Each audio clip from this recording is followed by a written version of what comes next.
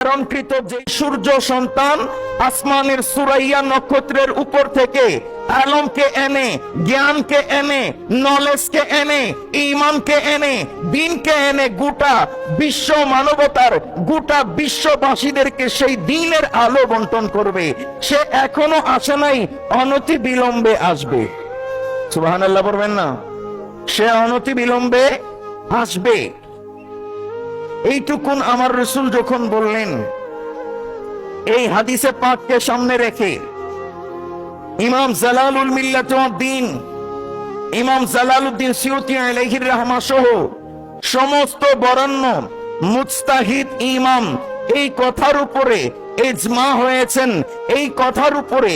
এক মত পোষণ করেছেন, যেই দুইজনের কথা পারস্যবাসীদের মধ্যে, যেই দুইজনের নাম সবার আগে স্থান দেওয়া হয়, যেই দুইজনের হাদিসের খেদমত বলেন, কুরআনে আজিমের ইলমে তাফসীরের খেদমত বলেন, ইলমে হাদিসের খেদমত বলেন, ফিকহি খেদমত বলেন, তথা ইলমে দ্বীনের খেদমতের মধ্যে হযরত সাইয়েদনা সালমান ফারসি তো আল্লাহর রাসূলের সাহাবী, কিন্তু আল্লাহর রাসূলের সাহাবীদের পর থেকে ১৫০০ বছরের এই সিরিয়ালের মধ্যে যার নাম সবার আগে এসেছে, যার দ্বীনি খেদমত গোটা বিশ্বকে ছুঁয়ে গেছে, গোটা বিশ্বের সামনে যার দ্বীনি খেদমত একেবারে সূর্যের মতো সুস্পষ্ট, তিনি আর কেউ নন, তিনি হচ্ছেন আমাদের মাযহাবের ইমাম, ইমামে আজম ইমাম আবু হানিফা। চিৎকার দিয়ে পড়েন না সুবহানাল্লাহ।